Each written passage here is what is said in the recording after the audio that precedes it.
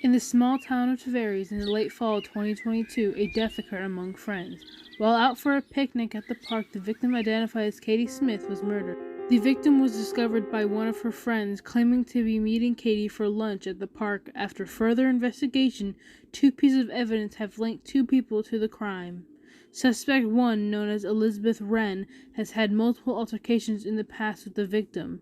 Due to evidence pulled from the crime scene, being clothing fibers found on the victim, the suspect stated that she had went to see her prior to the murder. Suspect 2, known as Layla Strucker, is the suspect who found the body initially. After looking into her background, it was noted that she has outstanding DUI charges and has been in jail multiple times. The evidence found at the crime scene was a few locks of hair. While the investigation continues, fingerprints have been found on the weapon. Though they are partial, there is enough to convict someone of the charge. After comparing the fingerprints to the suspects, it was later found that neither one of the suspects have committed the crime. The investigators to ground zero with this new evidence in hand. The investigators now had to look into alternative windows in order to find a new suspect.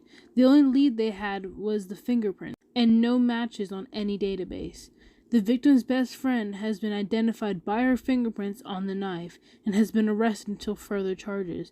After being arrested, psychologists have confirmed that the suspect, known as Ashley Jones, has various mental illnesses stemming from OCD and is an obsessive perfectionist. It was later discovered that the motive of the crime was due to the mistakes of the victim.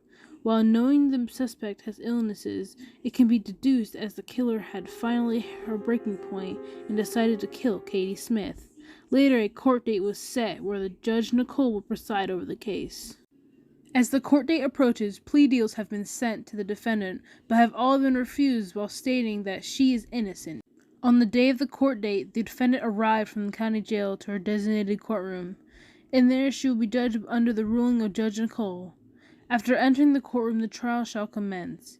After a long trial, it has been concluded that the defendant is convicted of first-degree murder and is carrying out an 80 to life prison sentence.